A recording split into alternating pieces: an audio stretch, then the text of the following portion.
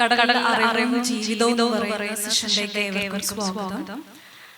കടൽ അറിവും അല്ലെങ്കിൽ അതിലെ ജീവിതവുമായി ബന്ധപ്പെട്ടിട്ട് കേവലം കടൽ നാട്ടറിവ് എന്നതിൽ നിന്ന് മാറിക്കൊണ്ട് ഒരു അതിശക്തപരമായിട്ടുള്ള വികസന സങ്കല്പങ്ങൾക്കെതിരെയുള്ള ഒരു ബദലായിട്ടാണ് നമ്മൾ കടൽ തീര ജീവിതത്തെയും കടൽ അറിവ് സമൂഹത്തെയും നമ്മൾ കണക്കാക്കി പോരുന്നത്.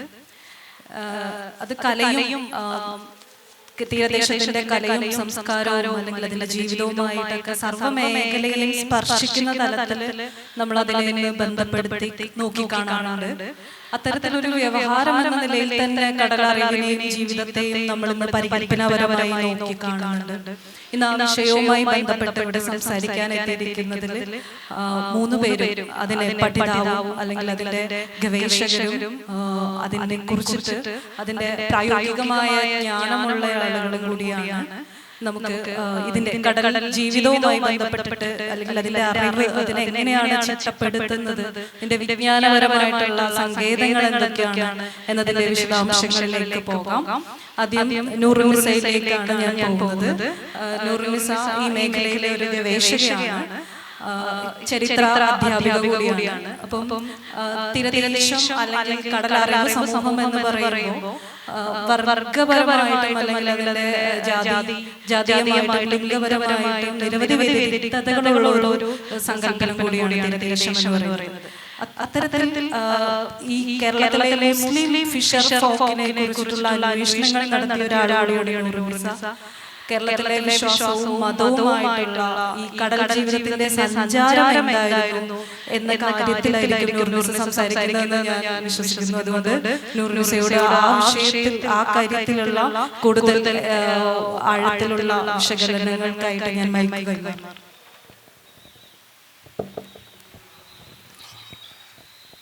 Thank you.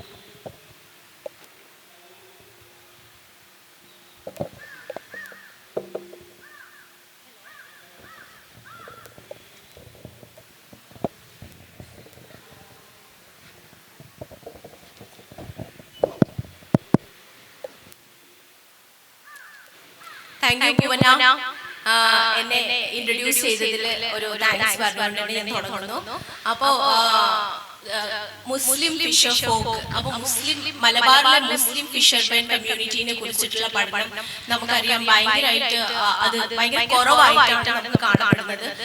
മുസ്ലിം ഫിഷർമെൻ കമ്മ്യൂണിറ്റിനെ കുറിച്ചിട്ട് അവരുടെ ഒരു സോഷ്യോളജിക്കൽ ആയിട്ടുള്ള ഒരു പഠനമായിക്കോട്ടെ അല്ലെങ്കിൽ ഒരു ആന്ത്രോപോളജിക്കൽ ആയിട്ടോ ഒരു ഹിസ്റ്റോറിക്കൽ ആയിട്ടുള്ള പഠനം നമ്മുടെ ഒരു കേരള ഹിസ്റ്ററിയിൽ തന്നെ നമുക്കൊരു വളരെ കുറവായിട്ടാണ് കാണപ്പെടുന്നത്. നമുക്ക് തീർച്ചയായും അറിയാം ഒരു ഫിഷർമെൻ കമ്മ്യൂണിറ്റി ഇൻ ജനറൽ അത് ഏതൊരു മതമായിക്കോട്ടെ, whether it's Hindu, whether it's Latin Catholic or whether it's Muslim, അത് നമ്മുടെ ഒരു മാർജിനലൈസ്ഡ് ആയിട്ടുള്ള ഒരു സെക്ഷൻ, ഫിനാൻഷ്യലി ആയാലും അല്ലെങ്കിൽ സാമൂഹികപരമായാലും എല്ലാവരും അവര് വളരെ പിന്നോക്കം നിൽക്കുന്ന ഒരു ജനവിഭാഗമായിട്ടാണ് നമ്മൾ കണക്കാക്കപ്പെടുന്നത്. അപ്പൊ ഇതിന്റെ ഒരു പഠനം എന്ന് പറയുന്നത് ഫസ്റ്റ് ഒരു ആന്ത്രോപോളജിക്കൽ സ്റ്റഡി ആയിട്ട് നമുക്ക് ആദ്യമായിട്ട് ഒരു കേരളത്തിലെ കോണ്ടെക്സ്റ്റിൽ ഒരു മുസ്ലിം ഫിഷർ ഫോക്കിനെ കുറിച്ചിട്ട് ഫസ്റ്റ് പഠിച്ചത് PRJ മാത്തൂർ എന്ന് പറയുന്ന ഒരു ആന്ത്രോപോളജിസ്റ്റ് ആണ്. അപ്പൊ ഇദ്ദേഹം ഒരു ആന്ത്രോപോളജിക്കൽ സർവേയുടെ ഭാഗമായിട്ട് ഇദ്ദേഹം ഒരു സെൻസസ് അതുപോലെ തന്നെ അദ്ദേഹം ഒരു പഠനം നടത്തിയിട്ടുണ്ടായിരുന്നു. അപ്പൊ അതിന്റെ ഒരു ഫീൽഡായിട്ട് അദ്ദേഹം തെരഞ്ഞെടുത്തത് ഈ മലബാർ പ്രദേശത്ത് വരുന്ന താനൂരാണ് പ്രധാനമായിട്ട് അദ്ദേഹത്തിന്റെ ഒരു പഠന മേഖലയായിട്ട് അദ്ദേഹം തെരഞ്ഞെടുക്കപ്പെട്ടത്. അപ്പൊ താനൂരാണ് എന്റെ ഒരു സ്വദേശം. പിന്നെ അതുപോലെ ഞാൻ വരുന്നത് ഈ ഒരു ഫിഷിംഗ് കമ്മ്യൂണിറ്റിയിൽ നിന്നാണ്. അപ്പൊ താനൂര് ഒരു പഠന ഏരിയ ആയിട്ട് PRJ മാത്തൂർ സെലക്ട് ചെയ്യുകയും പിന്നെ അദ്ദേഹത്തിന്റെ ഒരു ഗവേഷണ പ്രബന്ധം പിന്നീട് അദ്ദേഹം ഒരു പുസ്തകമായിട്ട് അത് മാപ്പിള ഫിഷർ ഫോക്ക് കേരള എന്ന് പറഞ്ഞിട്ട് അദ്ദേഹം പ്രസിദ്ധീകരിക്കുകയും ചെയ്തു. അപ്പൊ ഇതിന്റെ ഒരു വളരെ ഇൻട്രസ്റ്റിംഗ് ആയിട്ട് but it's not a historical study but it's a anthropological study. ഒരു ആന്ത്രോപോളജിക്കൽ ആയിട്ടാണ് അദ്ദേഹം ഈ ഒരു സ്റ്റഡിനെ കാണുന്നത്. അപ്പൊ ഇദ്ദേഹം ഇതിന്റെ ഭാഗമായിട്ട് താനൂർ കടപ്പുറത്ത് ഒരുപാട് സമയം സ്പെൻഡ് ചെയ്യുകയും ഫീൽഡ് വർക്ക് മെയിൻ ആയിട്ട് ഓറൽ ഹിസ്റ്ററി പിന്നെ അതുപോലെ അദ്ദേഹം അവിടെ താമസിച്ചുകൊണ്ട് അവിടുത്തെ മത്സ്യത്തൊഴിലാളികളുടെ അവരുടെ ഒരു ടെക്നോളജി എങ്ങനെയാണ് ഈ ഒരു മത്സ്യബന്ധന മേഖലയിലെ ടെക്നോളജി പിന്നെ അവരുടെ എൻവയോൺമെന്റ് അവരുടെ ഒരു സോഷ്യോളജിക്കൽ ആയിട്ടുള്ള ഒരു ലൈഫ് ഇതിനെ കുറിച്ചിട്ടൊക്കെ ഇദ്ദേഹം അവരെ നിരീക്ഷിച്ചുകൊണ്ട് അവിടെ താമസിച്ചുകൊണ്ട് അദ്ദേഹം ഒരു പുസ്തകം പ്രസിദ്ധീകരിക്കുകയാണ്. അപ്പൊ ഇതാണ് നമുക്ക് നമുക്ക് ഒരു മുസ്ലിം ഫിഷർ ഫോക്ക് എന്ന് പറയുമ്പോൾ നമുക്ക് ആദ്യമായിട്ട് കിട്ടുന്ന ഒരു വർക്ക് എന്ന് പറയുന്നത് PRJ മാത്തൂറിന്റെ ഈ ഒരു ഫിഷർ ഫോക്കിനെ കുറിച്ചിട്ടുള്ള ഈ ഒരു പഠനമാണ്. Okay, Mappila fisher folk of Kerala എന്ന് പറഞ്ഞിട്ടുള്ള ഈ ഒരു സ്റ്റഡിയാണ് ഇതിലൊരു പ്രൈമറി ആയിട്ട് നമുക്ക് എടുക്കാൻ പറ്റുന്നത്. അപ്പൊ ഇതിൽ ഇദ്ദേഹം വളരെ ഇൻട്രസ്റ്റിംഗ് ആയിട്ട് പറയുന്ന കാര്യങ്ങൾ എന്ന് പറഞ്ഞാൽ ഒരു ഫിഷർമെൻ കമ്മ്യൂണിറ്റിക്കിടയ്ക്ക് എങ്ങനെയാണ് അവരുടെ ഹാബിറ്റേറ്റ്, അതുപോലെ അവരുടെ എൻവയോൺമെന്റ്, അവരുടെ ടെക്നോളജി, എങ്ങനെയാണ് ഫിഷിംഗ് ടെക്നോളജി ഒരു കാലക്രമേണ ഇതൊക്കെ മാറിക്കൊണ്ടിരിക്കുന്നതെന്ന് അദ്ദേഹം ഇതിലൂടെ പറയാണ്. അപ്പോൾ ഇതിൽ ഇൻട്രസ്റ്റിംഗ് ആയിട്ടുള്ള 1-2 കാര്യങ്ങൾ ഞാനിവിടെ സൂചിപ്പിക്കാനാണ് ആഗ്രഹിക്കുന്നത്. കാരണം ഈ ഒരു മുസ്ലിം ഫിഷർമെൻ കമ്മ്യൂണിറ്റിക്കിടയ്ക്ക് തന്നെ നമുക്കറിയാം അവരുടെ ഒരു അവരെ എപ്പോഴും സമൂഹം എന്ന് പറയുന്നത് ഇപ്പോഴും നമുക്കറിയാം അതിൻ്റെ ഒരു അവരെ എപ്പോഴും ഒരു മെയിൻ സ്ട്രീം ആയിട്ടുള്ള ആൾക്കാരിലേക്ക് കണക്കാക്കപ്പെടുന്നില്ല. അല്ലെങ്കിൽ ഒരു വിവാഹമോ അല്ലെങ്കിൽ വേറെ എന്തെങ്കിലുമൊക്കെ കാര്യം ഉണ്ടെങ്കിൽ അവരെ എപ്പോഴും ഒരു മാർജിനലൈസ്ഡ് ആയിട്ട് തന്നെയാണ് നമ്മുടെ കേരള സൊസൈറ്റി ഇപ്പോഴും കാണുന്നതിൽ യാതൊരു തർക്കമില്ല. അപ്പൊ അതുകൊണ്ട് തന്നെ അവരെന്ന് പറയുന്നത് അദ്ദേഹം അതിൽ എൻഡോഗമസ് ഗ്രൂപ്പ് ആയിട്ടാണ് കണക്കാക്കുക. 1-2 ഗ്രൂപ്പായിട്ടാണ് അദ്ദേഹം PRJ മാത്തൂർ ആ പുസ്തകത്തിൽ അദ്ദേഹം ഡിവൈഡ് ചെയ്യപ്പെടുന്നത്. ഓക്കെ, പിന്നീട് അദ്ദേഹം പറയുന്നതെന്ന് പറഞ്ഞാൽ അവരുടെ ഒരു ഹാബിറ്റാറ്റ്, എങ്ങനെയാണ് അവരുടെ ഹാബിറ്റാറ്റ് ഫോർമേഷൻ അല്ലെങ്കിൽ അവരുടെ ടെക്നോളജിയിലുള്ള അറിവ്. ഫിഷർമാൻ പലതരത്തിലുള്ള നെറ്റുകള്, വലകള്, കാര്യങ്ങളൊക്കെ അവർ ഉപയോഗിക്കുന്നു. പിന്നെ അവർ കാലാവസ്ഥയോടുകൂടി വളരെയധികം അവർക്കറിയാം. അവര് സണ്ണിനെയും അല്ലെങ്കിൽ മൂണിനെയും വെച്ചിട്ട് അല്ലെങ്കിൽ വിൻഡിന്റെ ഒരു ദിശയൊക്കെ നോക്കിയോണ്ടാണ് അവര് മത്സ്യബന്ധനത്തിന് പോകുന്നത്. അപ്പൊ ഇതിനെ കുറിച്ചിട്ടുള്ള കൂടുതൽ ഡീറ്റെയിൽസ് നമ്മളുടെ കൂടെയുള്ള പ്രഭാഷകർ പറയുന്നതായിരിക്കും. അപ്പൊ അതുപോലെ തന്നെ പിന്നെ ഒരു ഫിഷർമെൻ കമ്മ്യൂണിറ്റിയിൽ തന്നെ ഒരു വ്യത്യസ്തമായിട്ടുള്ള ഒരു അവരുടെ സാമ്പത്തികമായിട്ട് അവർക്ക് സ്രോതസ് കണ്ടെത്താൻ വേണ്ടിയിട്ടും അല്ലെങ്കിൽ അവര് ക്യാപിറ്റൽ എങ്ങനെയാണ് അവര് അക്യുമുലേറ്റ് ചെയ്യുന്നത്, അല്ലെങ്കിൽ അവർക്ക് എന്തെങ്കിലും ഒരു പുതിയതായിട്ട് ഒരു വല വാങ്ങിക്കണം അല്ലെങ്കിൽ പുതിയതായിട്ടൊരു ബോട്ട് മേടിക്കണം, ഇങ്ങനത്തെ ഒരു കാര്യങ്ങൾ ഉണ്ടാവുമ്പോൾ ഇവർ ചെയ്യുന്ന ഒരു ചെറിയൊരു പരിപാടിയാണ് കുറിക്കല്യാണം എന്ന് പറയുന്ന ഒരു കുറിക്കല്യാണം. അപ്പൊ ഇതെന്ന് പറഞ്ഞാൽ കുറിക്കല്യാണം എന്ന് പറയുന്നത് ഇപ്പോഴും ചില ഈ ഒരു സമുദ്ര തീരങ്ങളിലൊക്കെ കാണപ്പെടുന്ന ഒരു ഏർപ്പാടാണ്. അപ്പൊ ഈ കുറിക്കല്യാണത്തിൽ ഇവര് എന്താ ചെയ്യുന്നത് വെച്ചാല് ഇവര് എല്ലാവരെയും ക്ഷണിക്കും. വീട്ടിലൊരു ചടങ്ങ് പോലെ ഉണ്ട്. അപ്പൊ എല്ലാവരെയും ക്ഷണിച്ചിട്ട് അപ്പൊ അവര് വരും, അവർക്കായിട്ടൊരു ഫീസ്റ്റ് ഉണ്ടാവും, ചിലപ്പോൾ നല്ലൊരു ഫുഡ് ഒരുക്കിയിട്ട് അപ്പൊ ഫുഡ് ഇവര് വരുന്ന അതിഥികൾക്ക് കൊടുക്കുകയും അപ്പൊ അതിഥികൾ അവരെ കൊണ്ട് പറ്റുന്ന ഒരു എമൗണ്ട് ഇവർക്ക് കൊടുക്കും. അപ്പൊ ആ കുറിക്കല്യാണം വെച്ചിട്ട് ഇവർക്ക് കുറച്ച് പൈസ അക്യുമുലേറ്റ് ചെയ്യാൻ വേണ്ടി പറ്റും. അപ്പൊ ഈ അദ്ദേഹം PRJ മാത്തൂർ ഇതിൽ വ്യക്തമാക്കുന്നതെന്ന് പറഞ്ഞാൽ ഇങ്ങനത്തെ ചില സാമ്പത്തിക കാര്യങ്ങൾ കൊണ്ട് അല്ലെങ്കിൽ ഈ കുറിക്കല്യാണം കൊണ്ട് കിട്ടുന്ന പൈസ അത് വെച്ചിട്ട് ഇവർ പുതിയ ബോട്ട് വാങ്ങുക അല്ലെങ്കിൽ പുതുതായിട്ട് എന്തെങ്കിലും സാമ്പത്തികമായിട്ടുള്ള കാര്യങ്ങൾക്ക് ചിലവാക്കുക. ഇവർ ഡേ ടു ഡേ ലൈഫിനുള്ള എക്സ്പെൻസസ് അല്ല ഈ കുറിക്കല്യാണത്തിലൂടെ ഇവർ കണ്ടെത്തുന്നത്. അപ്പോൾ ഇങ്ങനെ വ്യത്യസ്തങ്ങളായിട്ടുള്ള ഇങ്ങനെ ഏർപ്പാടുകൾ വെച്ചിട്ടാണ് ഈ ഒരു ഫിഷിംഗ് കമ്മ്യൂണിറ്റി അല്ലെങ്കിൽ മാപ്പിള ഫിഷിംഗ് കമ്മ്യൂണിറ്റി എങ്ങനെയാണ് നമ്മളുടെ ഈ ഒരു കേരളത്തിൽ ലൊക്കേറ്റ് ചെയ്യപ്പെടുന്നത് എന്നുള്ളൊരു പ്രൈമറി സ്റ്റഡിയാണ് PRJ മാത്തൂറിൻ്റെ പഠനം കൊണ്ട് ഉദ്ദേശിക്കുന്നത്. പിന്നീട് അദ്ദേഹം ഈ ഒരു ടെക്നോളജിയുടെ ചേഞ്ചസ്, പലതരത്തിലുള്ള വലകൾ വരുന്നു, പലതരത്തിലുള്ള ബോട്ടുകൾ വരുന്നു, അതിൽ മെക്കനൈസേഷൻ ഓഫ് ബോട്ട്സ് വരുന്നുണ്ട്. അപ്പോൾ അതിനെ കുറിച്ചിട്ടൊക്കെ ഈ ഒരു കമ്മ്യൂണിറ്റി അല്ലെങ്കിൽ അതിൽ നിന്ന് ഇവർക്ക് എന്താണ് ബെനിഫിറ്റ് ഉണ്ടാവുന്നുണ്ടോ അല്ലെങ്കിൽ മെക്കനൈസേഷൻ കൊണ്ട് എന്തെങ്കിലും ഇവരുടെ ഒരു സാമ്പത്തികമായിട്ട് ഇവർക്ക് വളർച്ച പ്രാപിക്കാൻ പറ്റുമോ എന്നുള്ള കാര്യങ്ങളൊക്കെ ഇദ്ദേഹം ഇതിലൊരു ഫീൽഡ് വിസിറ്റ് പോലെ ചെയ്യുന്നു. പിന്നീട് അദ്ദേഹം ഈ ഒരു പുസ്തകത്തിൽ തന്നെ അവരുടെ ഒരു വിശ്വാസങ്ങളും ആചാരങ്ങളും ഇവരുടെ ഒരു മത്സ്യബന്ധനവുമായിട്ട് എങ്ങനെ ബന്ധപ്പെട്ട് കിടക്കുന്നു എന്നുകൂടി അദ്ദേഹം ഈ ഒരു വർക്കിൽ വ്യക്തമാക്കുന്നുണ്ട്. അപ്പം നമുക്കറിയാവുന്ന പോലെ തന്നെ നമ്മളുടെ ഒരു കേരള സമൂഹത്തിൽ ഇപ്പോഴും ഒരു വളരെയധികം പഠനങ്ങളൊന്നും വരാത്ത ഒരു ഏരിയയാണ് ഈ ഒരു മലബാറിലെ ഒരു ഫിഷർ ഫോക്ക് കമ്മ്യൂണിറ്റി എന്ന് പറയുന്നത്. അപ്പോൾ ഇപ്പോഴും ഒരു എന്താ പറയുക, നമുക്ക് ഒസാൻ അല്ലെങ്കിൽ പുസലാൻ എന്നുള്ള വാക്കുകൊണ്ടാണ് ഈ ഒരു പുതു ഇസ്ലാം എന്നാണ് ഈ ഒരു പുസ്ലാൻ കൊണ്ട് അർത്ഥമാക്കുന്നത്. അങ്ങനെയാണ് ഈ ഒരു മുസ്ലിം കമ്മ്യൂണിറ്റീനെ ഇപ്പോഴും റെപ്രസെൻറ്റ് ചെയ്യപ്പെടുന്നത്. ആ ഒരു സമയത്ത് തന്നെ അവർക്കിടയിലും എൻഡോഗമസ് ആയിട്ടുള്ള ഗ്രൂപ്പുകൾ ഉണ്ടാവുകയും പിന്നീട് ഈ വിശ്വാസപരമായിട്ട് പള്ളിയിലേക്കൊക്കെ ഇവർക്ക് എന്താ പറയുക ചില ഇൻസ്റ്റൻസസ് അദ്ദേഹം അതിൽ സൂചിപ്പിക്കുന്നുണ്ട്. പള്ളിയിലേക്കൊക്കെ കയറാൻ വേണ്ടിയിട്ട് അല്ലെങ്കിൽ പള്ളിയിൽ തന്നെ ഇവർ ബാക്കിൽ നിന്നിട്ട് നമസ്കരിക്കുന്ന അങ്ങനത്തെ വിശ്വാസത്തിൻ്റെ കാര്യത്തിലൊക്കെ ഒരു ഡിസ്ക്രിമിനേഷൻ പിന്നീട് അങ്ങനത്തെ കാര്യങ്ങളൊക്കെ ഇദ്ദേഹം ഇതിൽ ചൂണ്ടിക്കാണിക്കപ്പെടുന്നുണ്ട്. അപ്പോൾ എന്തുകൊണ്ടും ഈ ഒരു മത്സ്യത്തൊഴിലാളി കമ്മ്യൂണിറ്റി, മാപ്പിള മത്സ്യത്തൊഴിലാളി കമ്മ്യൂണിറ്റിനെ കുറിച്ചിട്ടുള്ള ആദ്യത്തെ ഒരു പഠന മേഖല അല്ലെങ്കിൽ ആദ്യത്തെ ഒരു പഠന പുസ്തകമായിട്ടാണ് PRG മാത്തൂരിൻ്റെ ഈ ഒരു വർക്കിനെ റെപ്രസെൻറ്റ് ചെയ്യപ്പെടുന്നത്.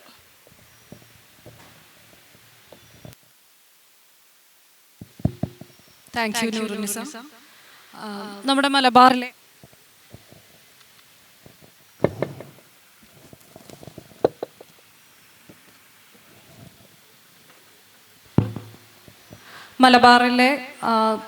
ഈ നമ്മുടെ കോഴിക്കോട് തീരപ്രദേശത്ത് തന്നെ ഏറ്റവും ബൾക്കായിട്ട് അരയ സമുദായത്തിൽപ്പെട്ട മത്സ്യത്തൊഴിലാളികൾ താമസിക്കുന്ന ഒരിടമാണ് പുതിയാപ്പ എന്ന് പറയുന്നത്. പുതിയാപ്പ ഒരു തരത്തിൽ നമുക്ക് ഇതിൻ്റെ ഇപ്പോൾ ഒരു 3 ദശാബ്ദത്തോളമായിട്ട് കേരളത്തിലെ തീരദേശവാസികൾ തൊഴിൽപരമായിട്ടും പ്രാദേശികമായിട്ടും പ്രദേശപരമായിട്ടൊക്കെ കുടിയിറക്കലുകളും അതല്ലാതെയുള്ള നിരവധി സംഘർഷങ്ങൾ നേരിടുന്നുണ്ട്. ആ ഒരു പശ്ചാത്തലത്തിൽ ഈ നമ്മുടെ ഈ പറയുന്ന നമ്മുടെ പുതിയാപ്പയിലുള്ള മത്സ്യത്തൊഴിലാളിയായിട്ടുള്ള വിജയേട്ടൻ ഈ കടൽ അറിവും ജീവിതവുമായി ബന്ധപ്പെട്ട് എന്താണ് സംസാരിക്കുന്നത് നമുക്ക് കേൾക്കാം. എല്ലാവർക്കും എൻ്റെ വിനീതമായ ഒപ്പുകൈ.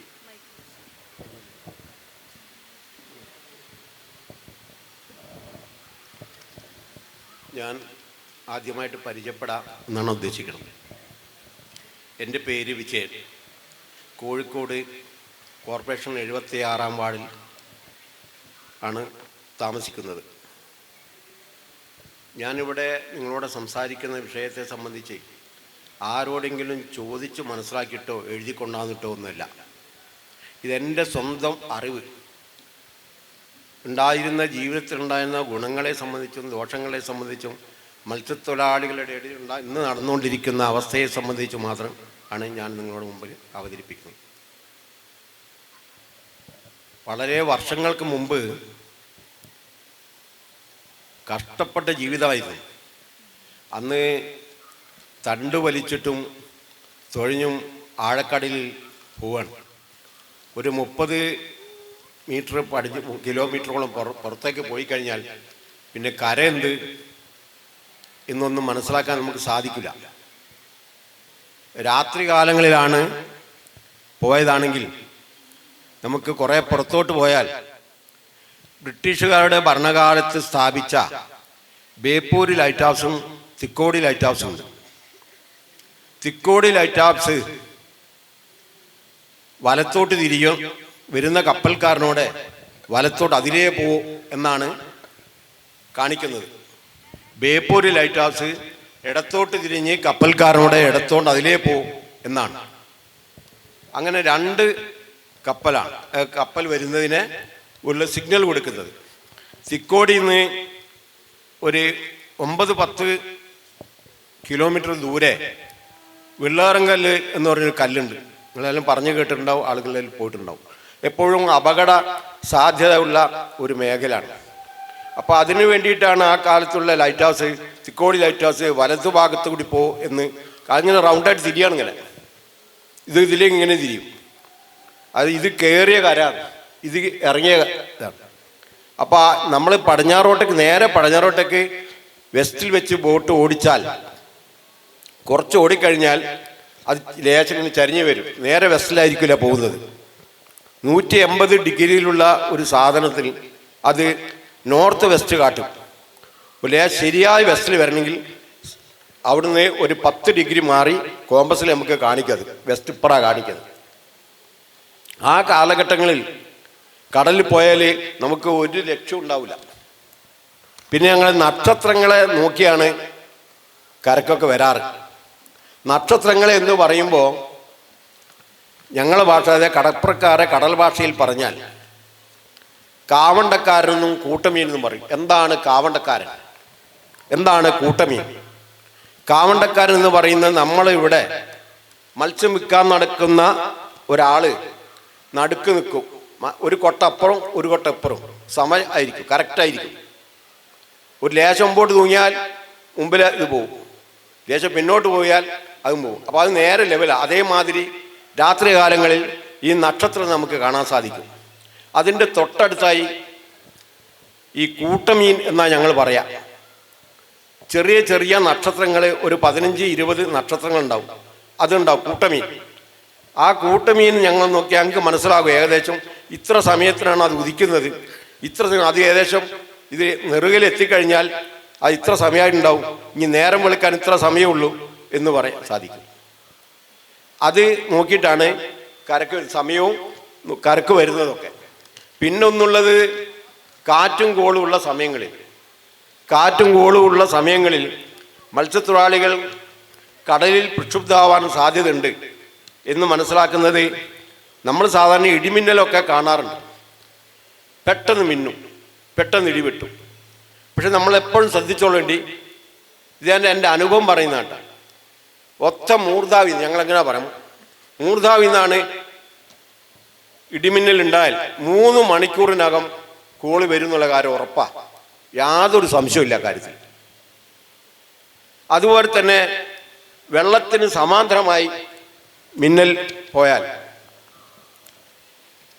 ഇടിമിന്നൽ ഉണ്ടായിക്കഴിഞ്ഞാൽ കോള് വരുന്നുള്ള കാര്യത്തിൽ ഉറപ്പാണ്.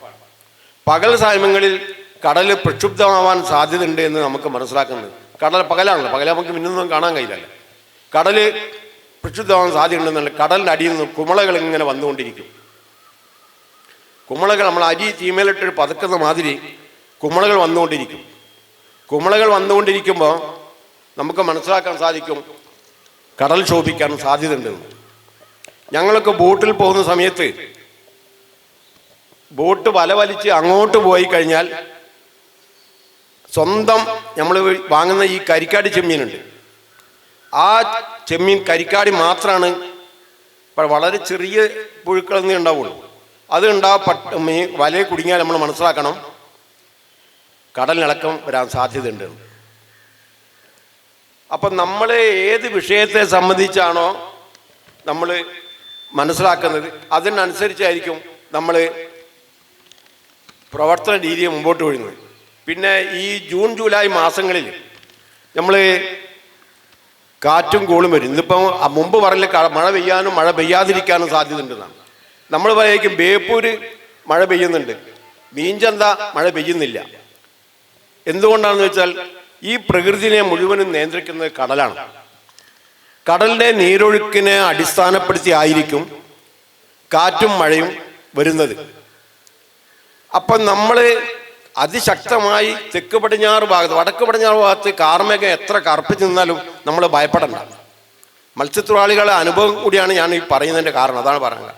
തെക്ക് പടിഞ്ഞാറ് നിന്നിട്ട് അതിൻ്റെ മുകളിൽ ഒരു വെള്ള പൂതലിറങ്ങിയ മാതിരി, ഒരു പുക ഇറങ്ങിയ മാതിരി കാർ നിൽക്കുമ്പോൾ നമ്മൾ മനസ്സിലാക്കണം അതിശക്തമായ കാറ്റ് വരാൻ സാധ്യതയുണ്ട്. വേറൊന്നുള്ളത്, കടല് കോള് വരുന്നുണ്ട് എന്ന് 2-3 ദിവസം മുമ്പേ നമുക്കറിയാൻ സാധിക്കും. നമുക്കെല്ലാവർക്കും ഏത് കടപ്പുറത്ത് പോയി ആർക്കും നോക്കാൻ സാധിക്കും. അത് ജൂൺ ജൂലൈ മാസങ്ങളിൽ അധികം കാണും. കടലിൻ്റെ വെള്ളം പച്ച നിറമായിരിക്കും. കടലിൽ പച്ച നിറത്തിലുള്ള വെള്ളം വരുമ്പോൾ നമ്മൾ മനസ്സിലാക്കണം 2-3 ദിവസത്തിനകം കാലാവസ്ഥ മാറാൻ പോകുന്നുണ്ട്. അത് നിങ്ങൾക്ക് ആർക്കും കാണാം. ആരും പോയി നോക്കിയാൽ നിങ്ങൾക്ക് അറിയാൻ സാധിക്കും, മനസ്സിലാക്കാം. അതൊരാളോട് ചോദിക്കൊന്നും വേണ്ട.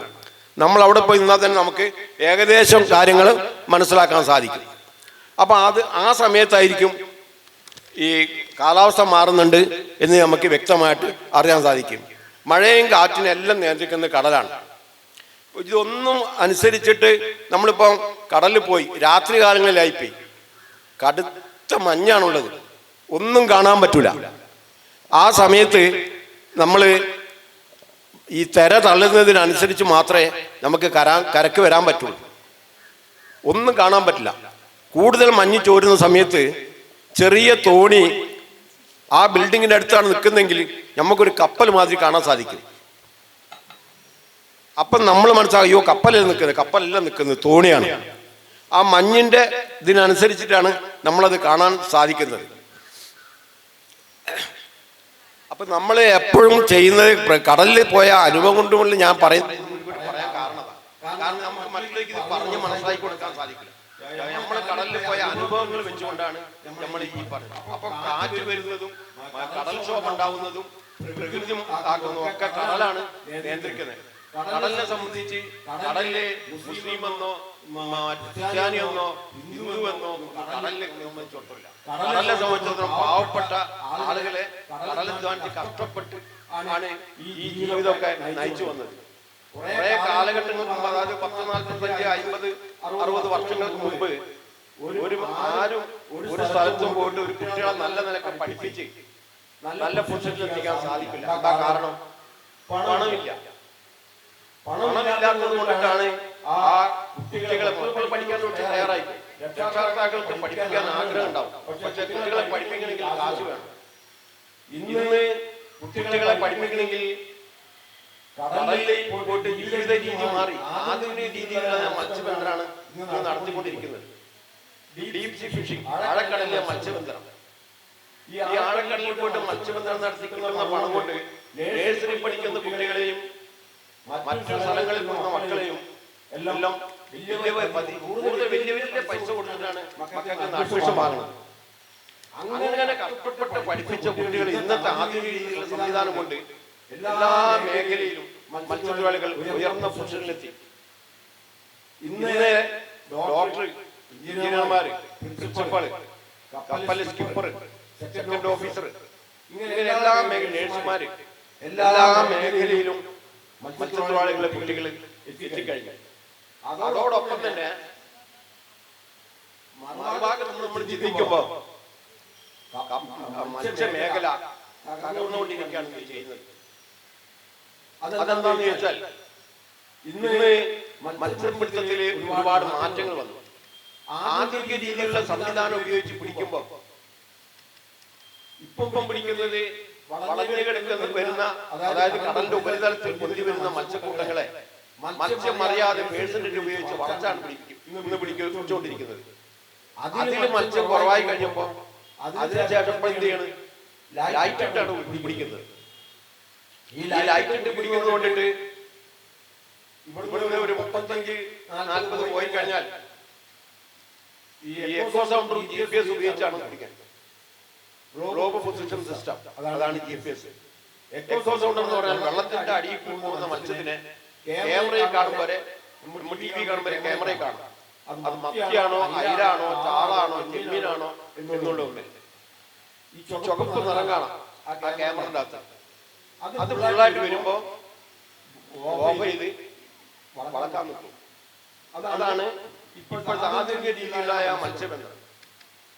അപ്പൊ ഈ ആധുനിക രീതിയിലുള്ള മത്സ്യബന്ധനം നടത്തുന്നതോടുകൂടി തന്നെ ഓരോ ദിവസം കഴിഞ്ഞുകൊണ്ടും സമുദ്രത്തിൽ മീൻ കുറഞ്ഞു വരികയാണ്. എറണാകുളം FADന്റെ നേതൃത്വത്തിൽ ഏരിയ അമ്മയുടെ നേതൃത്വത്തിൽ ഞങ്ങൾ ക്ലാസ് ഉണ്ടായിരുന്നു. ആ ക്ലാസ്സിൽ പറഞ്ഞത് 10 വർഷം കൊണ്ട് മത്സ്യത്തൊഴിലാളികൾ കൊടും പട്ടിണിയിലേക്ക് എത്തിച്ചേരുന്ന, അതിൽ യാതൊരു സംശയവുമില്ല. നേരത്തെ പറഞ്ഞത് ആദ്യം രീതിയിലെ മത്സ്യം ഉപയോഗിച്ച് ആ പണം കിട്ടുന്നത് കൊണ്ട് മക്കളെല്ലാം പഠിച്ച് കപ്പലിൽ എഞ്ചിനീയർമാരും ഡോക്ടർമാരും ഒക്കെ ആയി തുടങ്ങി. അതോടൊപ്പം തന്നെ അപകട മേഖലയിലേക്കാണ് ഇത് പോയിക്കൊണ്ടിരിക്കുന്നത്. 4-5 ദിവസം കടലിൽ കിടന്ന് പണിയെടുത്തിട്ടാണ് ഇപ്പൊ വരുന്നത്. അപ്പൊ അന്നത്തെ ക്ലാസ്സിൽ പറഞ്ഞിരുന്നു മാക്സിമം വന്നാൽ 10 വർഷം, അതോടുകൂടി കടലോര മേഖല തരിപ്പണമാണ്, കൊടും പട്ടിണിയിലേക്ക് പോകാൻ പോവാണ്. ഇത് ഞാൻ അനുഭവമാണ് പറയുന്നത്.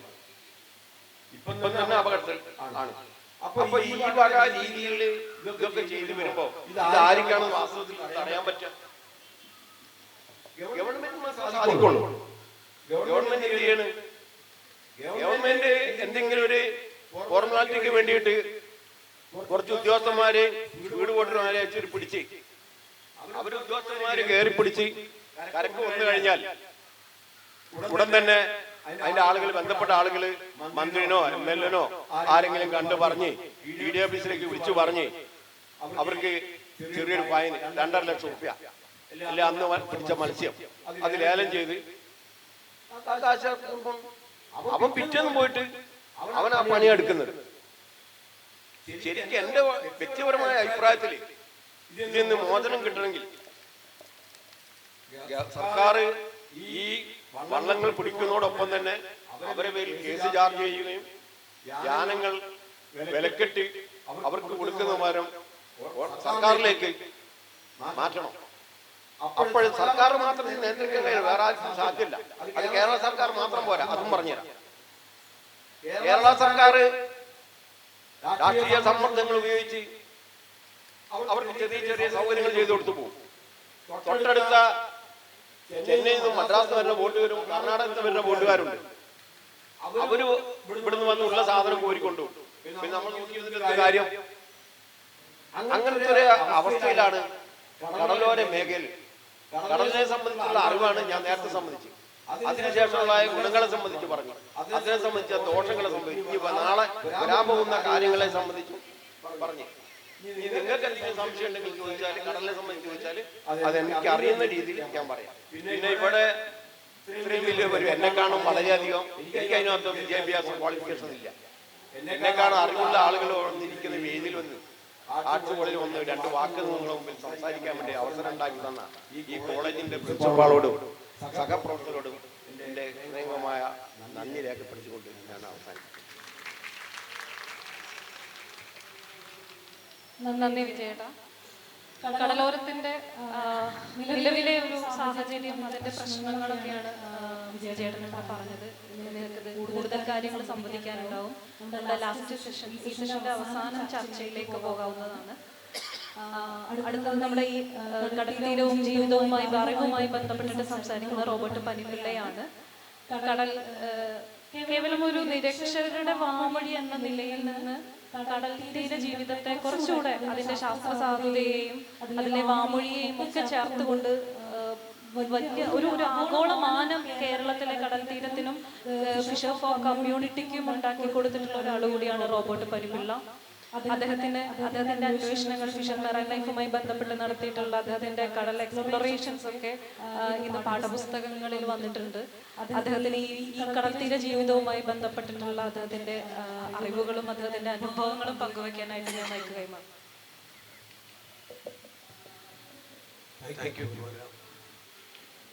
വേദിയിലെയും സദസ്സിലെയും സുഹൃത്തുക്കളെ, കടൽ അറിവും ജീവിതവും, വാസ്തവത്തിലെ ഈ അറിവും കടലിനെയും ബന്ധിപ്പിക്കുന്ന ഒരു വാമൊഴി മലയാളത്തില് വളരെ പ്രശസ്തമാണ്. നമ്മൾ ഏതെങ്കിലും ഒരു വിഷയത്തിൽ അഗാധമായ അറിവുള്ള ഒരാളെ അയാളെ പ്രത്യേകം പരിചയപ്പെടുത്തുന്നത് അറിവിന്റെ സാഗരം എന്നതാണ്. അപ്പോ ആഴത്തിൽ അറിവുള്ള ആൾ എന്ന നിലയാണ് ആ ആളെ നമ്മൾ പരിചയപ്പെടുത്തുന്നത്. അറിവിലും കടലിലും അല്ലെങ്കിൽ സാഗരത്തിലും പണ്ട് മുതലേ അങ്ങനെ ഒരു മലയാളത്തിൽ അങ്ങനെ ഒരു പരിചയപ്പെടുത്തുന്നുണ്ട്. പക്ഷേ നമ്മുടെ മലയാളം, ഞാൻ തെക്കൻ കേരളത്തിൽ നിന്നുള്ള ആളാണ്, തെക്കൻ തിരുവിതാംകൂറിൽ നിന്നുള്ള ആളാണ്.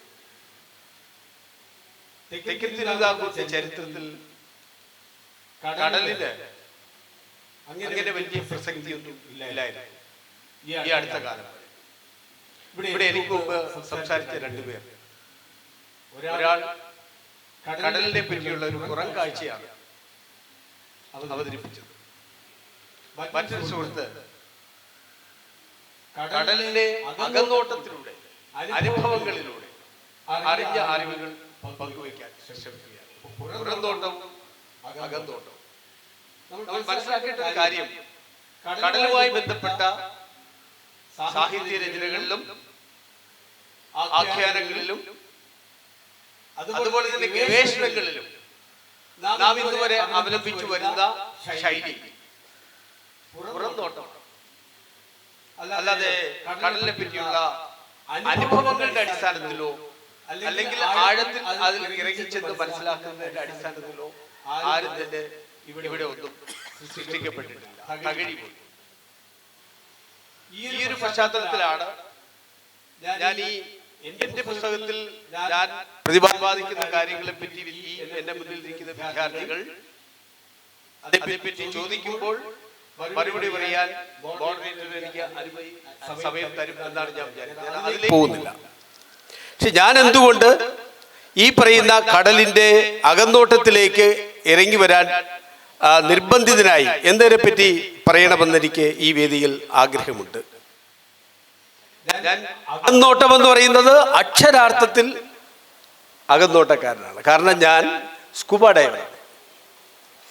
കടലിൻ്റെ അടിയിൽ പോയി കടലിൻ്റെ ആവാസ ഇടങ്ങളെ, കടലിലെ ജൈവ വൈവിധ്യത്തെ, അതിൻ്റെ പ്രത്യേകതകളെ നേരിൽ കാണുന്ന ആളാണ് ഞാൻ.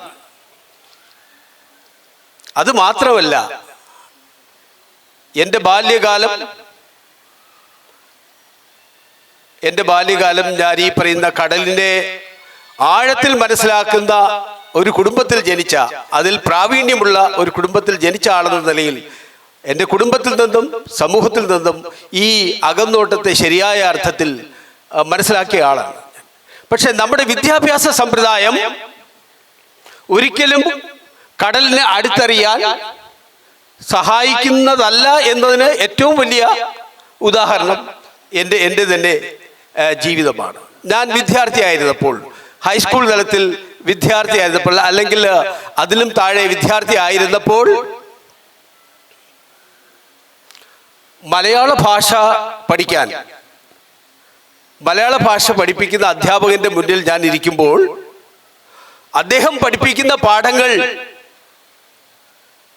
ഞാനൊരു മലയാളിയായിട്ടും എനിക്ക് മനസ്സിലാക്കാൻ ഒത്തിരി തത്രപ്പാട് പെടേണ്ടി വന്നു. കാരണം തെക്കൻ തിരുവിതാംകൂറിലെ കടലോരവാസികളുടെ ഭാഷ കടപ്പുറ ഭാഷയാണ്, കടലോര ഭാഷയാണ്.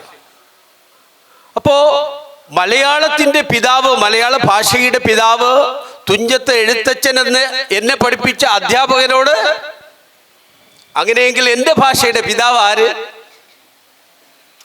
എന്ന് മലയാളിയായ എനിക്ക് ചോദിക്കാൻ പല കുറി തോന്നിയിട്ടുണ്ട്. അപ്പോൾ അങ്ങനെ ഒരു അവസരത്തിൽ കടലോര ജനത വിദ്യാഭ്യാസത്തിൽ പിന്നോക്കം നിൽക്കുന്നതിൻ്റെ ചരിത്രപരമായ ഒരു കാരണത്തിലേക്ക് ഞാൻ കൈ ചൂണ്ടുകയാണ്. ആ ഒരു സാഹചര്യത്തിൽ ജനിച്ചു വളർന്ന എനിക്ക്, പക്ഷേ എൻ്റെ വിദ്യാഭ്യാസം മുടങ്ങിയതിന് ശേഷം കടലായിരുന്നു എൻ്റെ കലാശാല. കാരണം എൻ്റെ അച്ഛനും ജ്യേഷ്ഠന്മാരും കടലിലെ പാരികളിൽ പോയി. വിജയൻ ചേട്ടൻ അറിയാമായിരിക്കും പാരികളെ പറ്റി. കടലിലെ ആവാസ ഇടങ്ങളിലേക്ക് പോയി അവിടെ നിന്ന് ചൂണ്ടയിട്ട് മീൻ പിടിച്ചുകൊണ്ട് വരുന്ന വിദഗ്ധരായ തൊഴിലാളികളാണ് എൻ്റെ അച്ഛനും ജ്യേഷ്ഠന്മാരും ചുറ്റുപാടുമുള്ള ആൾക്കാർ. അവിടെ വലയിട്ട് മീൻ പിടിക്കുന്ന ആളുകളുമുണ്ട്. സാധാരണ കടൽപ്പണിക്കാരെ പറ്റി പൊതുവെ ഒരു ധാരണയുണ്ട്, തലേന്ന് കുടിച്ച കള്ളിൻ്റെ കെട്ടുവിടുമ്പോൾ വലയുമായി കടലിൽ പോയി എവിടെയെങ്കിലും വലയെറിഞ്ഞ് കുറേ കഴിഞ്ഞ് അത് വലിച്ചെടുത്ത് കിട്ടുന്ന മീനുമായി വരുന്ന ആളുകൾ. അത് ശരി, അങ്ങനെയല്ല. കടൽപ്പണിക്കാർക്കിടയിൽ ഇതുപോലെ കടലിനെ നിരീക്ഷിച്ചും അനുഭവിച്ചും ആഴത്തിൽ മനസ്സിലാക്കി പണിയെടുക്കുന്ന ധാരാളം വിഭാഗങ്ങളുണ്ട്. ഭാഗ്യവശാൽ അങ്ങനെ ഒരു സാഹചര്യത്തിൽ വളർന്ന ആളെന്ന നിലയിൽ ഈ പറയുന്ന കടൽ പാരികളെപ്പറ്റി, കടൽ ആവാസ ഇടങ്ങളെപ്പറ്റി ചെറുപ്പകാലം മുതലേ മനസ്സിലാക്കാൻ കഴിഞ്ഞ ആളാണ് ഞാൻ. മാത്രമല്ല, ഇവിടെ ഭുവനേശ്വരി ആദ്യം പറഞ്ഞു വന്നപ്പോൾ ഇപ്പോഴത്തെ വികസന രീതികളൊക്കെ എങ്ങനെ ഈ തീരസമൂഹത്തിൻ്റെ ജീവിതത്തെ ബാധിക്കും എന്ന ഒരു ചോദ്യം പറഞ്ഞപ്പോൾ എൻ്റെ മനസ്സിൽ പെട്ടെന്ന് വന്ന ഒരു ഓർമ്മ ഞാൻ ആദ്യം പങ്കുവെച്ചുകൊണ്ട് ഈ വിഷയത്തിൻ്റെക്ക് വീണ്ടും വരാം. എൻ്റെ കുഞ്ഞുനാളിൽ 20കളിൽ അന്ന് ഞങ്ങളുടെ നാട്ടിൽ കടപ്പുറത്ത് മണൽപ്പരപ്പിൽ കൂട്ടം കൂടിയിരുന്ന് കഥ പറയുകയും പാട്ടുപാടുകയും ചെയ്യുന്ന കടലോരത്തെ ചെറുപ്പക്കാരുണ്ടായിരുന്നു. ആ ചെറുപ്പക്കാരിങ്ങനെ വട്ടം കൂടിയിരുന്ന് കടൽപ്പാട്ടുകൾ പാടുമ്പോൾ ഞാനും ഒരല്പം SSLC ഒക്കെ പാസ്സായിട്ടുണ്ടെങ്കിലും ആ തൊഴിലാളികളുടെ ഇടയിൽ പോയി എനിക്ക് എപ്പോഴും പോയിരുന്ന അവരുടെ ആ പറച്ചിലുകളും പാട്ടുകളും കേൾക്കാനുള്ള വലിയൊരു ആഗ്രഹം. ഞാൻ അവരുടെ കൂടെ പോയിരിക്കും. അവർ പാട്ട് പാടും, കടൽപ്പാട്ടുകൾ പാടും. അവരോട് ചോദിക്കും, ഈ പാട്ട് എഴുതിയത് ആരെന്നറിയുമോ? അവർ പറയും, ഈദാ. ഈദാ എന്ന് പറഞ്ഞാൽ കടലോര ഭാഷയിൽ ആർക്കറിയാം? അവർക്കറിയില്ല, അത് എഴുതിയെന്ന് ആർക്കറിയില്ല. പക്ഷെ അത് കേട്ട് പഠിച്ച് അങ്ങനെ പാടുന്ന പാട്ടുകൾ. പക്ഷെ അതിൽ കടലിൻ്റെ പരിസ്ഥിതിയും കടലോര ജീവിതവും വിശ്വാസവും എല്ലാം അടങ്ങിയ പാട്ടുകളാണ്. ആ പാട്ടുകൾ കേട്ട് അവർ അല്പം കഴിഞ്ഞ് പിരിഞ്ഞു പോയാലും ഞാൻ ആ കടപ്പുറത്തെ മണലിൽ മലർന്നു കിടന്ന് കുറേ സമയം സ്വപ്നം കണ്ടുകൊണ്ട് കിടക്കും. അങ്ങനെ കിടക്കുമ്പോൾ വലിയൊരു നിശബ്ദതയിൽ എനിക്ക് ചുറ്റുമുള്ള ആ കടപ്പുറത്തെ രാത്രിയിലെ വലിയൊരു നിശബ്ദതയിൽ എൻ്റെ അടുത്ത തീരത്ത് പതിയെ വന്നടയുന്ന തിരകൾ കരയെ മുത്തമിടുന്ന ചെറിയ അലകളുടെ ശബ്ദം ഒരു മ്യൂസിക് പോലെ ആസ്വദിച്ച് ഞാൻ കടലോരത്ത് കിടക്കും. എത്രയോ നാൾ ശ്രീകുമാരൻ തമ്പി എഴുതിയ ഒരു സിനിമാ പാട്ടിൽ പറയുന്നുണ്ട്, ഇലഞ്ഞിപ്പൂമണം, രാത്രിയിൽ പൂക്കുന്ന ഇലഞ്ഞിപ്പൂമണം ഇന്ദ്രിയങ്ങളിലേക്ക് ആവാഹിക്കുന്ന പെൺകുട്ടിയുടെ മനസ്സിൽ പ്രണയം മുട്ടിടും എന്ന്. അതേപോലെ ഞാൻ ഈ പറയുന്ന ഒരു സാഹചര്യത്തിൽ കടലിനുമായി അതിൻ്റെ അടുത്ത് അനുഭവിച്ച് കിടക്കുമ്പോൾ അറിയാതെ കടലിനോടുള്ള പ്രണയം മുട്ടിടുന്ന അന്തരീക്ഷമാണ് എൻ്റെ ജീവിതത്തിലെ ആ കാലഘട്ടം. ഞാൻ നിങ്ങളോട് ചോദിക്കുകയാണ്, ഈ വികസനത്തിൻ്റെ കാര്യം പറയുമ്പോൾ ഇന്ന് നമ്മുടെ തീരമെല്ലാം നഷ്ടപ്പെട്ടു. മുഴുവൻ ഏതാണ്ട് 70% കടൽ തീരം നഷ്ടപ്പെട്ടു. എൻ്റെ കൂടെ അന്ന് പാട്ട് പാടിയ ആ ചെറുപ്പക്കാരൊക്കെ ഇന്ന് 6 ലക്ഷത്തിൻ്റെ പീറക്കിടക്കാടങ്ങൾ ഉള്ള ഫ്ലാറ്റുകളിൽ താമസിക്കുകയാണ്. എങ്ങനെയാണ് നമുക്ക് കടലിനെ പ്രണയിക്കാൻ കഴിയുക?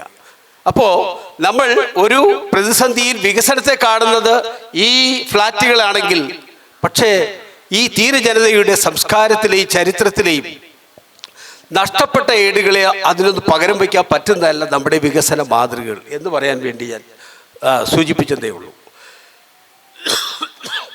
ഇനി ഞാൻ കടലുമായി ബന്ധപ്പെട്ട നമ്മുടെ പിന്നോക്കാവസ്ഥ, സാംസ്കാരിക പിന്നോക്കാവസ്ഥ അത് പറയുമ്പോൾ ഇതുപോലുള്ള സാഹിത്യ ആഘോഷങ്ങളിൽ, ഉത്സവങ്ങളിൽ എനിക്ക് തോന്നുന്നു ഈ അടുത്ത കാലത്താണ് കടലിന് അല്പമെങ്കിലും പ്രാധാന്യം ലഭിക്കുന്നത്. ഇക്കഴിഞ്ഞ മനോരമയുടെ ലിറ്ററേച്ചർ ഫെസ്റ്റിവലിൽ 4 ദിവസം നീണ്ടുനിന്ന ഫെസ്റ്റിവലിൽ കടലിന് 40 മിനിറ്റ് സമയം കിട്ടി. മാതൃഭൂമിയുടെ ഫെസ്റ്റിവലിൽ 1 മണിക്കൂർ സമയം മാറ്റിവെച്ചു. ഇന്ന് ആദ്യ ദിവസം തന്നെ അല്പസമയം നമുക്കിത് മാറ്റിവെച്ചതിൽ സന്തോഷം, അതിയായ സന്തോഷമുണ്ട്. പക്ഷേ നമ്മൾ ഇതിൻ്റെ ചരിത്രം മനസ്സിലാക്കണം. കടലിനെ നമ്മളുടെ സമൂഹം എങ്ങനെയാണ് കണ്ടിരുന്നത്? നിങ്ങൾക്കറിയാം, സ്വർണം ഉരച്ചതിൻ്റെ മാറ്റ് നോക്കുന്ന പോലെ മലയാള ഭാഷയെ നമ്മൾ മാറ്റുരച്ച് നോക്കുന്നത്, അതിൻ്റെ അർത്ഥത്തിൻ്റെ ആഴം മനസ്സിലാക്കുന്നത് നിഘണ്ടുകളിലൂടെയാണ്. മലയാള ഭാഷയിലെ ഏറ്റവും സുപ്രസിദ്ധമായ നിഘണ്ടു ശ്രീകണ്ഠേശ്വരൻ എഴുതിയ ശബ്ദതാരാവലി. ഈ ശബ്ദതാരാവലിയിൽ കടലിൻ്റെ അർത്ഥം എന്താണ്? നിങ്ങൾ മലയാള ഭാഷ പഠിക്കുന്ന ആൾക്കാരാണ്. ഇന്ന് കടലിൻ്റെ അറിവും ജീവിതത്തെപ്പറ്റി ഉള്ള ചർച്ചയിൽ പങ്കെടുക്കുന്ന ആൾക്കാരാണ്. നമ്മുടെ ശബ്ദതാരാവലിയിൽ, നമ്മുടെ ഏറ്റവും പ്രസിദ്ധമായ മലയാള നിഘണ്ടുവിൽ കടലിൻ്റെ മീനിങ് എന്താണ് പറയുന്നത്? കടലിൻ്റെ അർത്ഥം എന്താണ് പറയുന്നത്? അറിയോ? കടൽ എന്നാൽ കടക്കാൻ പാടില്ല. ആർക്ക് വേണമെങ്കിലും പരിശോധിക്കാം. ശബ്ദതാരാവലിയിൽ കടലിൻ്റെ അർത്ഥം അങ്ങനെയാണ്. അത് വെറും പേച്ചല്ല, അല്ലെങ്കിൽ വെറുതെ പറയുന്നതല്ല. ചരിത്രം അതാണ്. 1905-6 മലയാളത്തിലെ ഏറ്റവും പ്രശസ്തനായ ചിത്രകാരൻ രാജാ രവിവർമ്മയ്ക്ക് ചിക്കാഗോയിൽ അദ്ദേഹത്തിൻ്റെ ചിത്രങ്ങൾ പ്രദർശിപ്പിക്കാൻ അവസരം ലഭിച്ചെങ്കിലും ആ ചിത്രങ്ങളോടൊപ്പം അദ്ദേഹത്തിന് പോകാൻ സാധിച്ചില്ല. കാരണം കടൽ കടന്നു പോയാൽ അദ്ദേഹത്തിന് വിലക്കുണ്ടാവും. 1932 ജവഹർലാൽ നെഹ്റുവിൻ്റെ പ്രിയപത്നി കമലാ നെഹ്റുവിൻ്റെ TB വന്ന് ഇംഗ്ലണ്ടിൽ ചികിത്സയ്ക്ക് ശേഷം അവരുടെ ആഗ്രഹപ്രകാരം പത്മനാഭസ്വാമി ക്ഷേത്രത്തിൽ ആ നടയിലേക്ക് കടന്നു കയറാൻ, അല്ലെങ്കിൽ ചെന്ന് പ്രാർത്ഥിക്കാൻ അദ്ദേഹം ആഗ്രഹിക്കുകയും അവർ തിരുവനന്തപുരത്തേക്ക് പറന്നു വന്ന് പടിഞ്ഞാറേക്കോട്ടയുടെ പുറത്തുള്ള അമ്മ വീടുകളിൽ ഒന്നിൽ താമസിക്കുകയും 2 ദിവസം കാത്തു കിടന്നിട്ടും കടൽ കടന്നു വന്നു എന്നതിൻ്റെ പേരിൽ അവർക്ക് അനുമതി നിഷേധിച്ചിട്ടില്ല. ഇത് എഴുതപ്പെട്ട ചരിത്രമാണ്. അതുപോലെ 1800-കളിൽ മാർത്താണ്ഡവർമ്മ 8 വീട്ടുപിള്ളമാരെ ഇല്ലായ്മ ചെയ്തപ്പോൾ രാജധർമ്മപ്രകാരം ആ കുടുംബങ്ങളിലെ സ്ത്രീകളെയും കുട്ടികളെയും ശിക്ഷിച്ചത് എങ്ങനെയാണ്? അവരെ മുഴുവൻ തുറയേറ്റുകയായിരുന്നു. തുറയെന്ന് പറഞ്ഞാൽ തെക്കൻ തിരുവിതാംകൂറിലെ കടലോര ഗ്രാമങ്ങൾ പറയുന്നതാണ് തുറ. അപ്പോൾ കടലും കടലോട് ചേർന്ന പ്രദേശത്തെയും അത്രയ്ക്ക് നികൃഷ്ടമായി കണ്ടിരുന്ന ഒരു സമൂഹമാണ് തെക്കൻ തിരുവിതാംകൂറിൻ്റെ ചരിത്രത്തിൽ നമുക്ക് കാണാൻ പറ്റുന്നത്.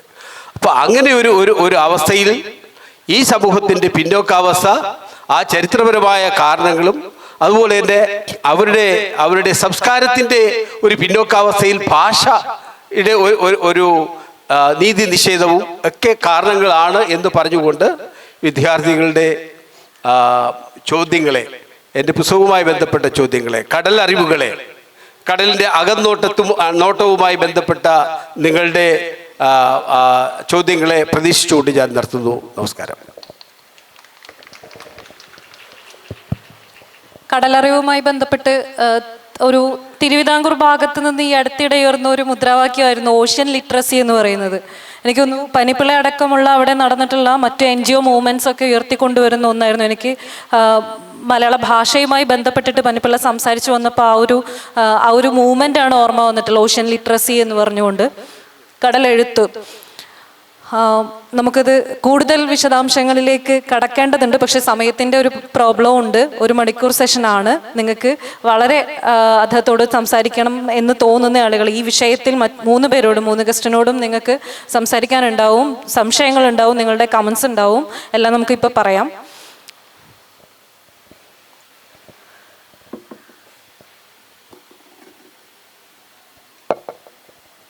വിജയൻ സാർ നമസ്കാരം.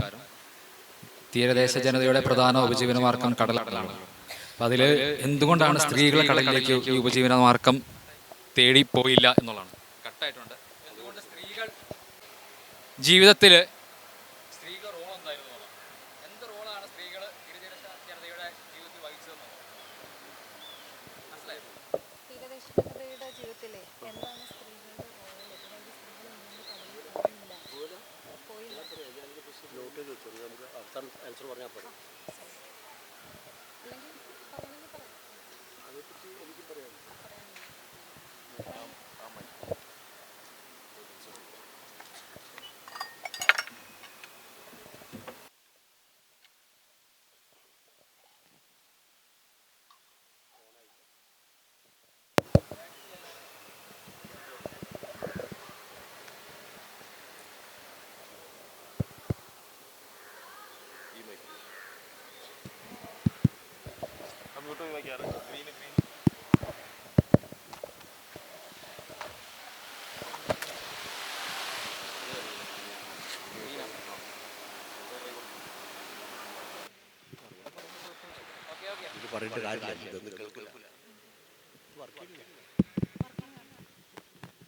ഹലോ, ഒരാളൊരു ചോദ്യം ഉന്നയിച്ചു. സ്ത്രീകള് കടലോര മേഖലയിൽ അവരെത്രത്തോളം അവരെ ജീവിത രീതിയിലേക്ക് കടന്നു വരുന്നില്ല എന്നൊരു ചോദ്യം അല്ലേ? കടലുമായി ബന്ധപ്പെട്ടു ഞാൻ മനസ്സിലാക്കുന്നത് സ്ത്രീകളെ സംബന്ധിച്ചിടത്തോളം അങ്ങ് വടക്ക് കാസർഗോഡും തെക്കൻ കൊല്ലവും ആ മേഖലകളിൽ കടലിൽ പോകുന്നില്ല എന്ന് മാത്രമേ ഉള്ളൂ. അവരെ പ്രധാന ഉപജീവന മാർഗം കടലിൽ നിന്ന് പിടിച്ചുകൊണ്ടിരുന്ന മത്സ്യം അതിയായ വിലക്കെടുത്ത് അവര് പുറത്തു കൊണ്ടുപോയി കച്ചവടം ചെയ്ത് പണം കുടുംബത്തിലുണ്ടാക്കുന്നു. നമ്മളെ ഈ മേഖലയിൽ, അതായത് കോഴിക്കോട്, പരപ്പനങ്ങാടി, താനൂര്, കൊയിലാണ്ടി, വളരെ ദുർലഭ ആളുകൾ മാത്രമേ കടലിലേക്ക് വരുന്നുള്ളൂ. ഈ ചോദ്യം ഞാൻ അഗ്രികൾച്ചർ റിഫൈൻസ് കോർപ്പറേഷനിൽ ARC എന്ന ബോട്ട് ഞാൻ അതിൽ ലീഡറായിട്ട് വർക്ക് ചെയ്യാൻ സാധിച്ചു. ഞാൻ ബേപ്പൂർ ട്രെയിനിങ് സെന്ററിൽ നിന്ന് ട്രെയിനിങ് കഴിച്ചു. എറണാകുളത്ത് ഡീപ് സീ ഫിഷിംഗ്, ആഴക്കടലിലെ മത്സ്യബന്ധനം നടത്തി ട്രെയിനിങ് കഴിച്ചു. ആ സമയത്ത് എന്റെ കൂടെ ഫിഷറി ഓഫീസിൽ നിന്നും 2-3 സ്ത്രീകൾ ബോട്ടിലേക്ക് എന്താണ് ഇവർ ചെയ്യുന്നത്, എങ്ങനെയാണ് മീൻ പിടിക്കുന്നത്, എന്താണ് അവസ്ഥ അവരെ സംബന്ധിച്ച് മനസ്സിലാക്കാൻ വേണ്ടി എന്റെ ബോർഡിൽ ARC 6 അതിന്റെ ലീഡറെ ഞാൻ ഔക്കാദർകുട്ടി അന്ന് ഫിഷറീസ് വകുപ്പ് മന്ത്രിയാകുമ്പോൾ മീൻ പിടിച്ച വകയിൽ അദ്ദേഹത്തിൽ നിന്നും ഞാൻ പ്രൈസായിട്ട് റേഡിയോ വാങ്ങിയ വ്യക്തിയാണ്. അപ്പൊ സ്ത്രീകളെ അന്ന് അവരോട് എന്നോട് ബോട്ടിന് ചോദിച്ചിരുന്നു. അന്ന് ഞാൻ 22-23 കിലോമീറ്റർ പുറത്തായിരുന്നു. അന്നേരം അവരെന്നോട് ചോദിച്ചിരുന്നു, അല്ലെ നമുക്ക് കാണുന്നത് സ്ത്രീകൾക്ക് വന്ന് പണിയെടുക്കാലോ. അവര് പണിയെടുക്കാൻ തയ്യാറല്ല. കാരണം കാറ്റും മഴയും വെയിലും ശരിക്കും കടലോര മേഖലയിൽ കടൽ പ്രവർത്തി വന്നാൽ നല്ല ആരോഗ്യമുള്ള ആൺകുട്ടികൾക്ക് പോലും അത് താങ്ങാൻ പറ്റില്ല. പെൺകുട്ടികളാണ് വരുന്നതെങ്കിൽ മാങ്ങ വാടുമ്പോൾ വാടിപ്പോകും, കൊഞ്ഞു വീണുപോകും. ഇന്ന് 1 കോടി 10 ലക്ഷം മെനക്കെടുത്തിട്ടാണ് ഒരു ബോട്ടിൽ നിന്ന് ഡീപ് സീ ഫിഷിംഗ് നടക്കുന്നത്. 4 ദിവസം 5 ദിവസമാണ് കടലിൽ കിടക്കുന്നത്. ആ പ്രവർത്തനത്തിൽ നിന്നും സ്ത്രീകൾ വരില്ല. സ്ത്രീകളെ സംബന്ധിച്ചിടത്തോളം പണം ഉണ്ടാക്കാനുള്ള നമ്മുടെ കുടുംബ ജീവിതത്തിന് മുമ്പോട്ട് പോകാനുള്ള ഒരു മാർഗമാണ് ബിസിനസ്. അതിന് കോഴിക്കോട് ഈ ഭാഗങ്ങളിലൊന്നും പെൺകുട്ടികളെ തയ്യാറാവില്ല. പിന്നെ സ്ത്രീകൾ എടുക്കുന്ന പണിയാണ് ഡ്രൈ ഫിഷിംഗ്, മത്സ്യം ഉണക്കുന്ന സമ്പ്രദായം. അതിൽ കുറെ ആളുകൾ എന്റെ അമ്മ ഒക്കെ വർക്ക് ചെയ്തു.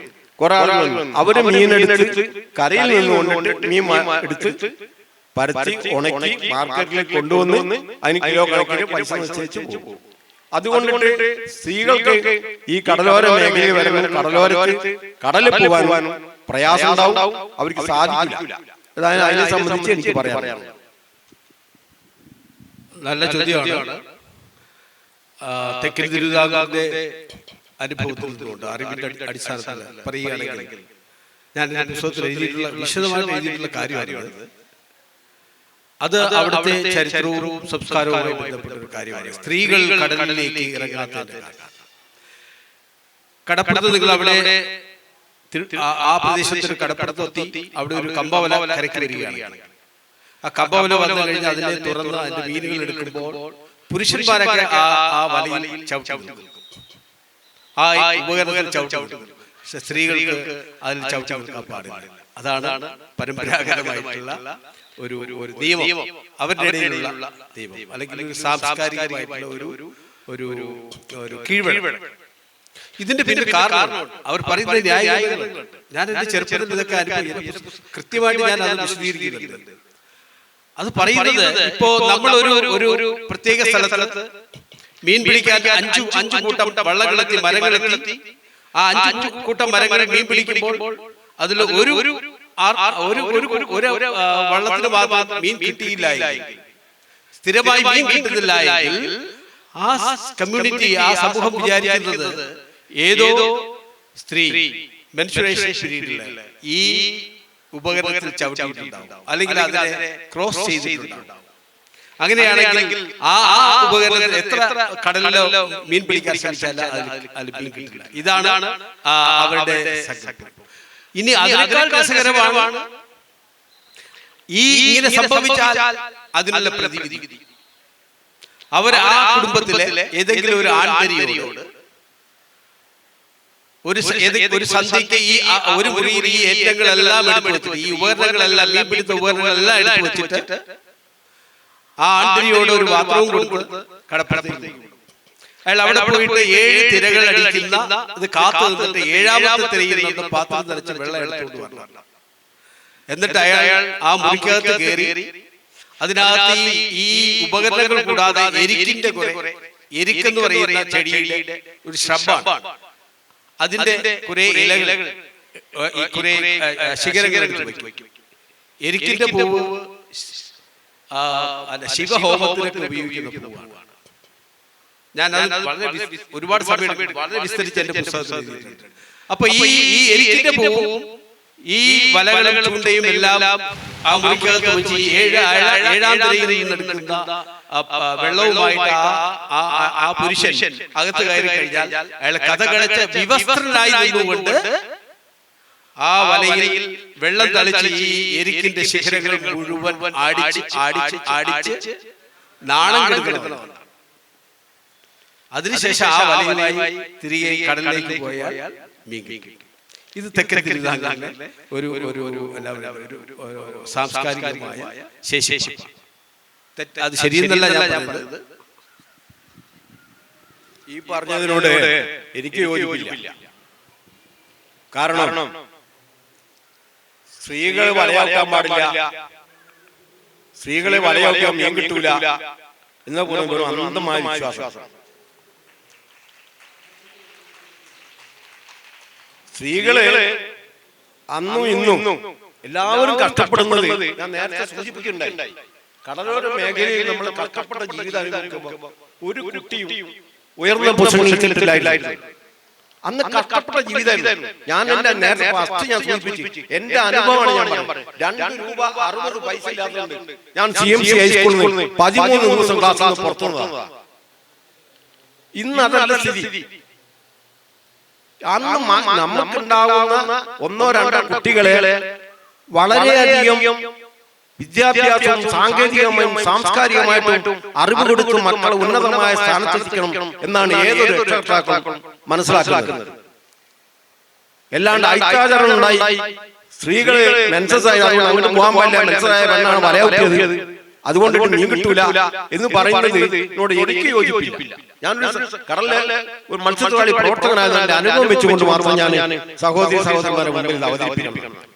മക്കളെ സംബന്ധിച്ചിടത്തോളം ഏത് രക്ഷകർത്താക്കളും മക്കളെ പഠിപ്പിച്ച് ഉന്നതമായ സ്ഥാനത്ത്, എന്തിനാണ് മക്കൾ പഠിച്ച് ഉന്നതമായ സ്ഥാനത്ത് വിദ്യാഭ്യാസ മേഖല ഉയർന്ന് നല്ല നല്ല പൊസിഷനിൽ, ഞാൻ നേരത്തെ പറഞ്ഞ മതി, എന്റെ കുടുംബത്തിലും എന്റെ കൂട്ടത്തിലുള്ള ആളുകളുണ്ട്, പ്രിൻസിപ്പളുണ്ട്, സ്കിപ്പറുണ്ട്, ഇതൊക്കെ എങ്ങനെ ആയി നമ്മൾ വിലയിരുത്തണം.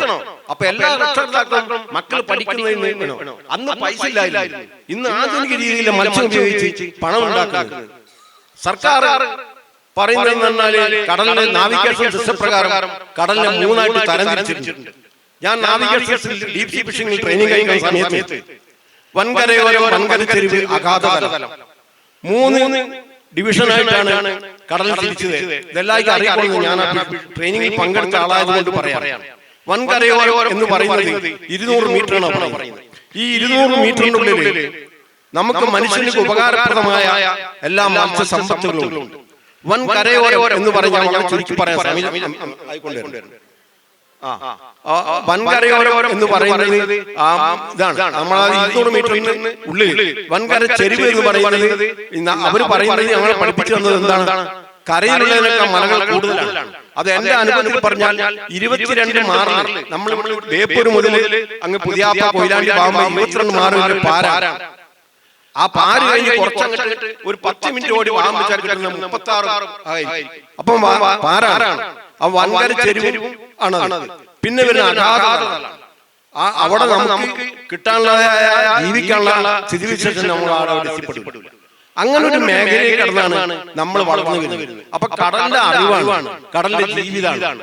ഇതാണ് നമുക്ക്. അല്ലാതെ മറ്റൊരു മേഖലയിൽ നിങ്ങൾ ചോദിച്ച സ്ത്രീകൾ അധ്വാനിച്ചു, പുരുഷന്മാർ അധ്വാനിച്ചുകൊണ്ടിരുന്ന മത്സ്യം കൊണ്ടാണ് വിപണിയിൽ കൊണ്ട് മത്സ്യം വിറ്റ് പൈസ ഉണ്ടാക്കി കുട്ടികളെ പഠിപ്പിച്ച് നല്ല പൊസിഷനിൽ എത്തിക്കണം എന്നാണ് എന്റെ ആഗ്രഹം. ഒരു ചെറിയൊരു കാര്യം ഇതിനോട് കൂടി കൂട്ടിച്ചേർക്കാനാണ് ഞാൻ ആഗ്രഹിക്കുന്നത്. എന്താ വെച്ചാല് ഇപ്പം എനിക്ക് തോന്നുന്നു കഴിഞ്ഞ വർഷം അല്ലെങ്കിൽ അതിന്റെ മുന്നത്തെ വർഷമാണ് KC രേഖ എന്ന് പറഞ്ഞിട്ടൊരു തൃശ്ശൂരുകാരി ഇന്ത്യയുടെ ഫസ്റ്റ് ഒരു ഫിഷിംഗ് മാൻ അല്ലെങ്കിൽ ഫിഷർ വിമന്റെ ലൈസൻസ് എടുത്തതായിട്ട് നമ്മൾ എല്ലാവരും കേട്ടിട്ടുണ്ടാവും. അപ്പോ ഈ ഒരു ടാബ് വെച്ചിട്ട് അല്ലെങ്കിൽ സൊസൈറ്റി ടാബ് കൊണ്ടാണ് നമ്മള് എന്താ പറയാ ഫിഷിംഗ് വിമൻ കടലിൽ പോവാത്തെന്നുള്ള ഒരു കാര്യം. അതിനോട് ഞാനും അങ്ങനെയാണെങ്കിൽ നമ്മൾ എത്ര ടാബൂസ് ഉണ്ട്, അല്ലെങ്കിൽ നമ്മൾ ഇപ്പൊ നിൽക്കുന്ന ഒരു പൊസിഷനിലേക്ക് നമ്മൾ ആരും എവിടെയും എത്തപ്പെടില്ല. അപ്പൊ അതുകൊണ്ട് ഇങ്ങനത്തെ ഒരു ഫിഷർ വിമൻ, പിന്നെ അതുപോലെ തന്നെ വേറൊരു കാര്യം സൂചിപ്പിക്കാനുള്ളതെന്ന് പറഞ്ഞാൽ മത്സ്യബന്ധനം പോലെ തന്നെ ഇത് വിപണിയിൽ എത്തിക്കുന്ന മത്സ്യത്തിന് വിറ്റിട്ട് അല്ലെങ്കിൽ ഇത്രയും എമൗണ്ട് കിട്ടുക എന്നുള്ള ജോലി, അത് ഇത്ര തന്നെ ഒരു എന്താ പറയാ ഇത്ര ബുദ്ധിയും അല്ലെങ്കിൽ ഇത്രയും നമ്മള് ഒരു ബിസിനസ് കാര്യങ്ങളൊക്കെ നോക്കി നടത്തുന്നത് ഒരുപാട് നമ്മുടെ തിരുവനന്തപുരം കൊല്ലം സൈഡിലേക്കും അല്ലെങ്കിൽ ആ ഒരു സൈഡിലേക്കൊക്കെ സ്ത്രീകളെ ഏറ്റെടുക്കുന്നത് ഒരു ചെറിയ വാക്കല്ല. കാരണം ഇത് മത്സ്യബന്ധനം പോലെ തന്നെ അത് വിൽക്കുന്നത് എന്ന് പറഞ്ഞാൽ മത്സ്യം പെട്ടെന്ന് ചീത്തയായി പോകും. അപ്പൊ വിൽക്കുന്നത് എന്ന് പറഞ്ഞാൽ അത്ര തന്നെ നമുക്ക് എഫേർട്ട് ഉള്ള ഒരു വർക്കാണ്. അപ്പൊ ഒരിക്കലും നമുക്ക് എന്താ ഫിഷർ വിമൻ എന്ന് പറയുന്നത് ഈ ഫിഷർ മെന്നെ പോലെ തന്നെ അത്രയ്ക്കും ഈ ഒരു രണ്ടുപേരും ചേർന്നിട്ട് അധ്വാനിച്ചിട്ടാണ് ഈ ഒരു മത്സ്യമേഖല നിലനിർത്തുന്നത്. അപ്പൊ ടാബൂസ് വെച്ചിട്ട് ഒരിക്കലും നമുക്ക് ഈ ഒരു വിമന്റെ മാറ്റി നിർത്തുക എന്നൊന്നും നമുക്ക് ഒരിക്കലും പറയാൻ വേണ്ടിട്ട് അങ്ങനെ പറ്റില്ല. അപ്പൊ ഇത്ര കൂടി ആഡ് ചെയ്തുകൊണ്ടാണ് ഞാൻ നിർത്തുന്നത്. Thank you.